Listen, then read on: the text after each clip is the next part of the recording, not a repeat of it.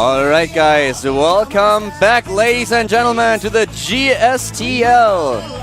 This beautiful Saturday we have another team matchup and we have StarTale against NS Hoseo.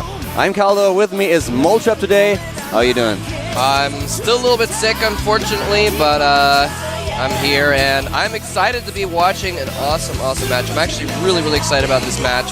This is going to be, I think, one of the closest matches we've had so far. NS Hosa and StarTale, both so good. They both have a lot of really good players. They have some stars. They also both have players that aren't really stars but are still very solid that they're going to be putting out today. And remember, everything's on the line here. The loser is eliminated. The winner will be going on to the semifinals. So, very important match today. Exactly, and we have a huge lineup, obviously, for StarTale, and we had a couple of players stepping it up a little bit for NS Hosa. In the past, we saw Seal, who performed very well in the last team match, so a couple of really good players. We're opening today with a Zerg versus Zerg matchup on Belcher Beach. We have Flower against Curious, and, well, I was a little bit surprised to see Flower as the first player today, but, well, it's going to be pretty interesting. The map is Belcher Beach, so it kind of makes sense that both players send out a Zerg player in order to play on this map. Yep. And here we have a couple of team information. Yeah, we're going to go ahead and look at the lineups for these teams right now, so you can get a little bit more familiar with, actually not the lineups just yet. First of all, just an overview of their match records. StarTale 9-6, NS Hosa 6-4, which happen to be the same ratios. And as you can see there, StarTale, they were actually the GSTL February runner-up, and they got second place in their division in the GSTL Season 1. Whereas NS Hosa, they actually got first in that same division, so a little bit of a rivalry here. These guys came in first and second in their division, same division in the previous GSTL. So StarTale wants to show that they can do it. They can actually get first instead of NS Hosa. They want to make it to the finals. They want to go to Vegas to participate on the big stage. And NS Hosa standing in their way, though. Both these teams really want this. Who's going to get it? We're going to be finding out pretty soon. It was really funny. We had some foreigners here yesterday, and one of the guys was from Sweden. We talked a little bit, Wolf and I, to him well, after the match, and I just mentioned, yeah, you must be pretty happy. Are you going to be here tomorrow? Because 91 Stars will be in the studio. And I'm like, wait a second. No, they won't, because they are at MLG right now. But here are the players that are currently present, both teams with a lineup. It's coached with a handshake. Yes, indeed. Yeah, they are abroad at the moment, so they are not able to accompany the team right now. But still a lot of really deep bench for both these teams, I would say. Maybe a little bit deeper for StarTale, but I mean, NS Hosa, like you said, Seal absolutely carrying the team in the previous GSTL match, getting 4 kills, 4 wins against their opponent. And so, some really strong players on NS Hosa team. And let's not forget that the last battle between those two teams ended with a 5-0 as Bomber took them out with an all-kill. Yeah, the NS Hosa coach and players were thinking about that last time. In the interview, they said, we're going to turn it around. Next time, we're going to all-kill you. I'm not sure if Flower has what it takes to all-kill StarTale, but here's a look at the StarTale roster. Julyzer, the legend himself. There's Curious, who's going to be sent out first for the team StarTale. The third Zerg in the lineup is King Kong, currently Code B. And of course we have Bomber, who is not the first player today. He was able to all-kill NS Hosa the last time. He making an appearance today as well, I certainly hope so. He just qualified for Code A again. Virus, also a very good player. Virus and Sound, both very strong. It was really nice to see Bomber's match, the final match at Code A, by the way. He played a Terran versus Terran against FXOXD, formerly known as Innate Masters. We have Hack, obviously a very good Terran player as well. Ace and Squirtle, 2 of the Protoss players, joined by Tiger here. Yeah, Squirtle actually is very strong as well. We saw him get a 3 kill in a GSTL match earlier this season for the win for their team. So, such strong players on StarTale. It's going to be tough for Team NS Hosa to deal with this, even though you can see there's not a ton of people sitting there. All of them are pretty strong players. So we're going to see, look at that, 4 Terrans, 3 Protoss, 3 Zerg. I really want to see if we are once again witness to some epic ceremonies by Ace today. The last time that he started to pull them off, it did not really work out as planned. Yeah, and the great thing about Ace is he doesn't even have to be the one that wins to do a ceremony when it's in the team league, ladies and gentlemen. One of his teammates wins, he's liable to drag him out in the middle of the stage and do something silly with the both of them. So hopefully we'll see some of that action. Yeah, well, last time they lost the clan war after a very decent lead, and Ace was just going crazy, and then suddenly they lose the team war after all.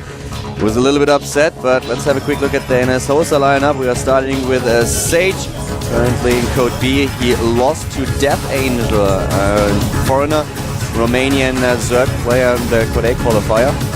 Sun and Tesla, 2 fellow Protoss players, both of them in Code B. Zipping it up. It was freaky, and we're also going to take a look at Seal, who got a 4-kill last time. Very, very awesome. Impressive games, took down MVP NST. And there's Flower, our Code B Zerg that's opening up for NS Hosa today. Jakji, of course, he needs no introduction. Former GSL champion. And we also have a Shuttle.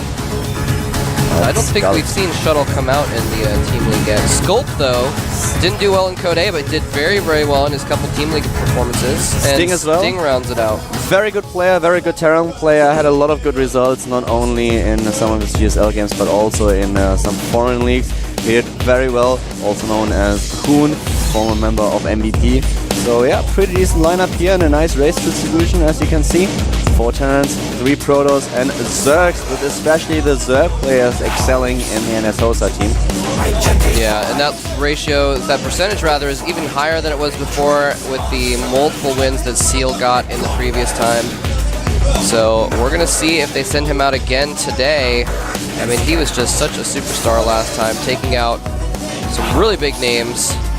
Well, if Flower is not going for an all-kill, I'll definitely expect to see Seal later on. This could be a very, very close team battle, and it all comes down also to how well the StarTale players do today, if their top stars are in their best shape. Yes, indeed. Yeah, I mean, Bomber, he's a player who is extremely, extremely good in the right situation, but sometimes he is not on top of his game and can lose games to people he shouldn't against. So there is curious. Look at his ranking there, ranking 9, 11 and 5 in the GSL. Very, very strong win rate, getting him into Code S. He's especially very good in ZVZ. It's his best matchup with roughly a 70% win ratio. And he came out first already a few times this season. We have a 70% win ratio on the first map. So Flower is in for a lot of trouble here. He needs to make sure that he has a chance beyond Belcher Beach. So it's ZVZ. A lot can happen here. One moment where you don't pay attention to the minimap or to your units, and the game can be over, as we expect Banelings on Belcher Beach. Yes, indeed. There we have the Manor Banners representing the teams, and of course here is Flower. He is getting prepared. We have him 1A, 2A, 3A, or actually maybe, I'm not sure who that is. Someone spamming up in the chat. They're both ready to go. We're going to get started here very soon. Ladies and gentlemen, we're going to kick off the first game of StarTale versus NS Hosa very, very shortly. Again, everything on the line here. The loser will be eliminated completely from the Team League. The winner going on to next week's semifinals for one more chance for a shot at the finals.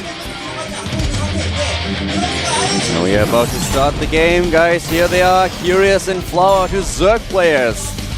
The map, as mentioned before, is going to be Belcher Beach.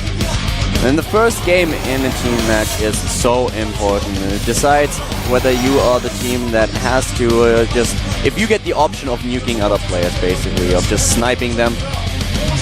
The first set, always one of the most important ones.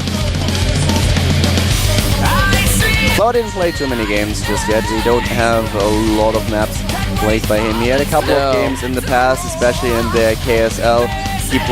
He did okay. didn't really excel, but it was alright. So it's going to be interesting to see if he is able to put a pointer to the scoreboard for his team in the GSTL. Yeah, look at his face there. The game is about to start. He almost looks a little bit nervous here as the game begins.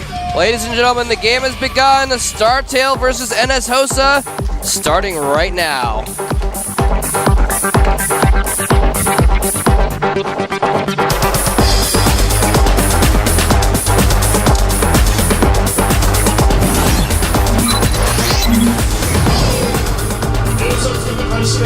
And here we go to the top left of the map. We have in the red color our player for Team StarTale.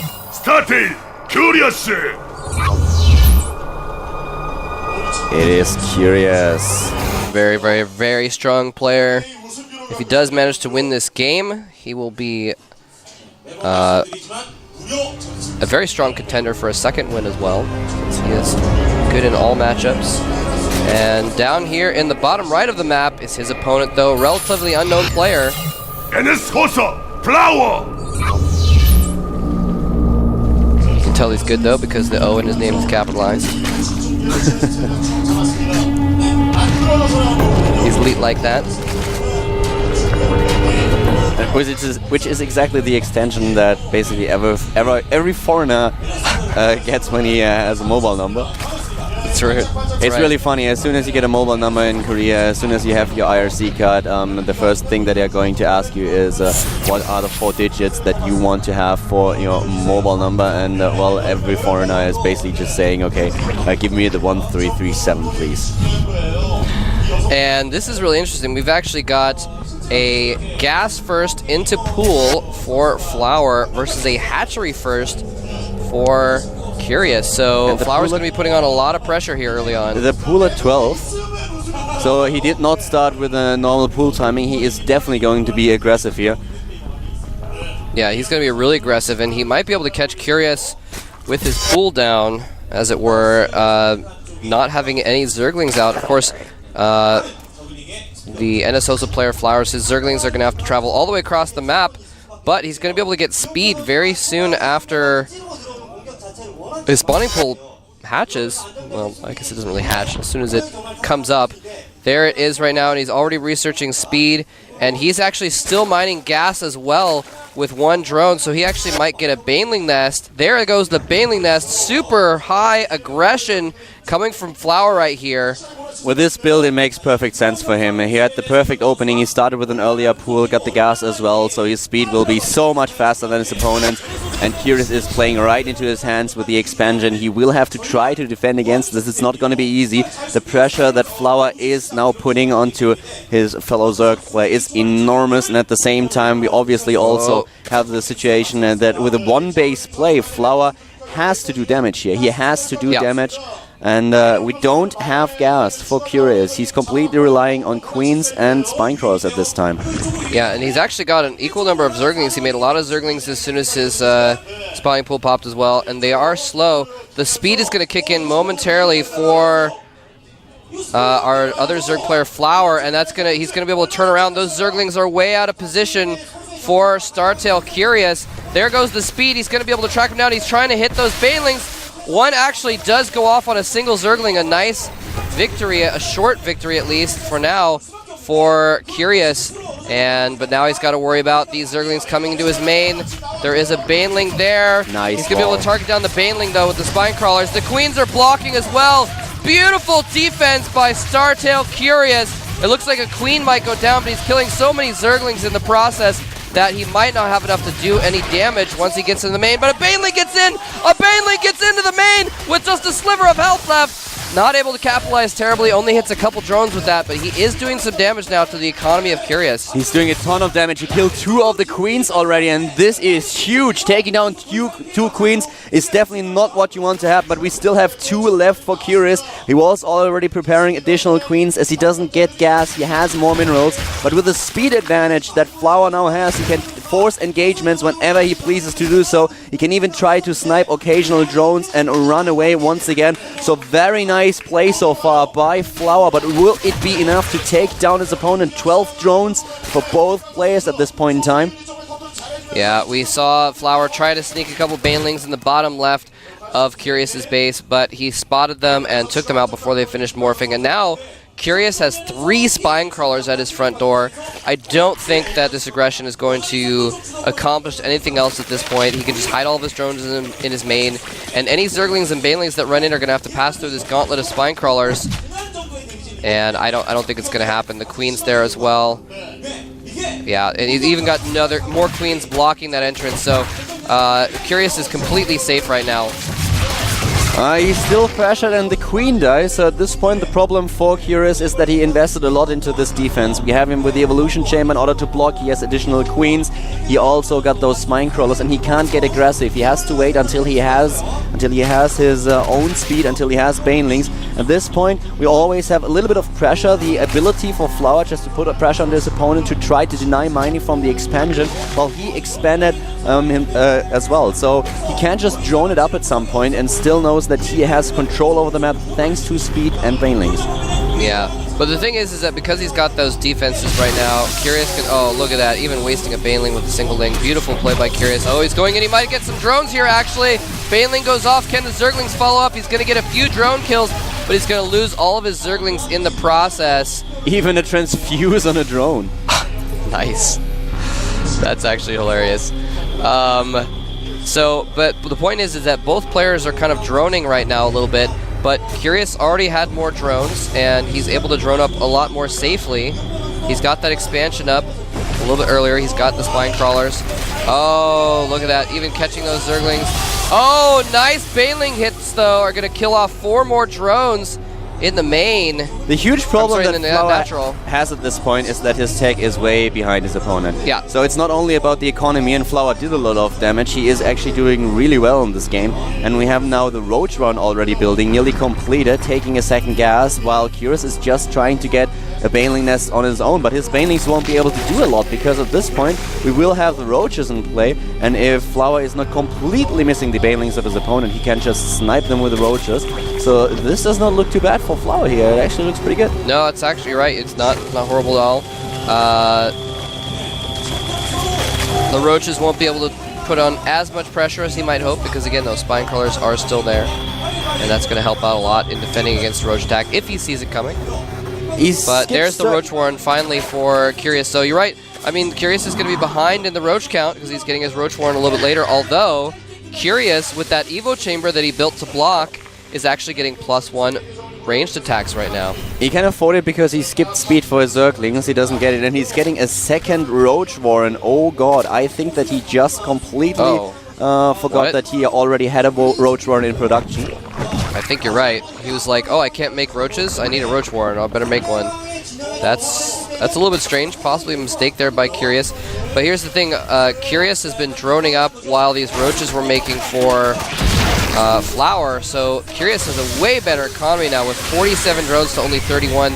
That means that, again, we're in a situation where this aggression has to pay off. Flower has to do some damage with these Roaches, and I don't know if he will, with 11 soon-to-be +1 Roaches on the way for Curious. I don't like it, not even because of the Roaches, but because there are so many spine crawlers. Yeah, exactly. So I don't know if this is the best choice. He could have just droned up. Yeah. He was sure that his opponent could not get aggressive, but he didn't drone, and now here come the Banelings trying to do some damage to the Roach's opponent, but he has to retreat. The spine crawlers in the back are way too strong, and now Curious, he turned the tables. We have him with the economy, we have him with the defense, he has the tag, and he's even going for Lair. So Flower missed an opportunity here and is now playing from behind. He did cancel that extra Roach Warren, by the way.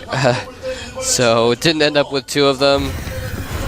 And yeah, I mean, that was a bit of an overinvestment, I think, by Flower. I'm not sure what he hoped to accomplish. He knew those spine crawlers were there. He knew there were already Banelings and such in the area. He had to expect that Curious would be prepared for that. But he's not done yet, ladies and gentlemen. He's making us several Banelings, 10 more Banelings. He's going to have about a dozen total. And is that going to be enough if he's able to splash down a lot of Roaches, or if he's able to kill off spine crawlers early on? It might be able to do something. Zerglings taking the damage. Banelings going in for both players. Tons of Banelings hitting everything. Will it be enough, though? No. An even number of Roaches meets them at the top. Actually, even more Roaches remain for Curious, and now he can actually push those down the ramp +1 Carapace, and speed is on the way for those roaches for Curious. He is in such a good position. He's even getting a macro hatchery in his main base. He's just basically, if he wants to, he's just going to be able to produce more roaches and just overpower him with his superior numbers. He is way ahead at this point, and as mentioned before, Flower missed a little bit of a timing when he was able to take down additional harvesters of Curious, and suddenly he wasn't exactly the same amount of harvesters, yet the same economy. It was actually a little bit ahead, and he also had the roach drone already, so he could have just droned up. He knew that he had the links, that he had nothing to worry about, because Curious was playing so defensive. Getting these roaches and just attacking, sacrificing economy in order to do so was a misstep, as he had to face the spine crawlers and also obviously the roaches that Curious was able to build. So I think he misjudged the situation a little bit. I think he thought that his opponent would just drone up once again. Curious did not, and at this point, well, he droned up, but he didn't just go full on his economy. He also got a few units, and this was enough to throw Flower back, and now Curious just has the superior numbers and will probably end the battle. Yeah, he just with this push. He just scouted with his Overseer and said, "Oh, you only have 15 roaches? Guess what? I've got 40, and they are better upgraded as well." Here he goes in, charging up that ramp with no worries at all. He's going to slaughter Flower's forces. Ladies and gentlemen, Flower going for a very early attack, beautifully defended by StarTaleQ Curious, and then actually going for another attack that was also very halting. And both the attacks defended by Curious very well, and this is the result. Curious just able to get so far ahead, he can just overrun Flower right now, who is going to be leaving the game shortly. GG! StarTale takes game number 1. Indeed they do. Curious managed to take the first win. Flower looking too happy here. He decided to be a little bit aggressive in the start, and he actually did not do too bad. He forced a lot of spine crawlers. He was able to take down harvesters. He had the speed. He managed to kill queens as well, but in the end he missed the time when he should have just transitioned into the macro game. He built an expansion, but well, in the end it was Curious who prevailed, who was able to throw down, to beat down the second wave of attacks, the roach attack by Flower, and then he completely took charge of the game. Very well done by Curious here. Yes, indeed, and just very well defended by Curious as well, making sure that he had the roach warren up as well. And when he spotted the enemy roaches coming towards his base, he just made roaches of his own, and with the spine crawlers alongside, he was able to defend very well, and having droned more in addition. So there was a time when Flower transitioned out of that early attack, and he had an almost even drone count. He had his expansion up as well, and was actually in okay shape, but he just overcommitted to those roaches, or maybe also undercommitted because he didn't have enough to actually make any kind of a break there. So unfortunately, Flower is going to go down, and Sosa is going to have to pick someone else to go up against Curious now. Yep, and well, we might just well see. They have actually some really good players who could take could start the next game. And we might see a Terran player. They have pretty good Terrans, but for example, Sting would be a good choice here. Yep. I think that they will wait with Jakji a little bit longer, and I doubt that they will use Seal against a Zerg player this early in the match. Maybe Sculpt too, because I think you're right. A Terran is probably the better choice here. But we're going to find out. It is Jakji. Wow. NS Hosa sending out their ace here in the second match. And I do actually kind of like that. It's a strong choice because you want to send a Terran out against Curious. He's just too good against Protoss, and obviously demonstrating he's very strong against Zerg as well. So sending out Jakji, someone who you can be pretty confident will have the best chance of defeating Curious. And you know what? They're kind of also hoping that maybe StarTale is going to send out sniper players that Jakji can also maybe deal with. I didn't expect him this early. I did not either. Usually you see the teams will save their top player for a later instance, but you don't want to risk it in this important of a match. You don't want to risk it sending out a Terran player like Skull for Sting right now. Well, we'll see how Jakji is going to fare against Curious, and I'm also interested in the map. So far we didn't get an invitation into the lobby, so we don't exactly know what the map's going to be. If we choose Antigua, for example, definitely a very good map for a Terran player. I've seen this over and over again. Yep. That would be a strong choice, I think. Well, we're going to find out pretty soon. Jockji looking pretty comfortable there, getting settled in his booth, getting his settings set up, and getting ready for the game. And it's going to be really important here. I mean, this is, Jockji has to, if he doesn't be curious, then it's going to be really tough for them to come back. But we're going to take a quick break while Jockji gets his settings going. And don't go anywhere too far. We'll be right back with more GS Team League action. Escape away from this Vegas.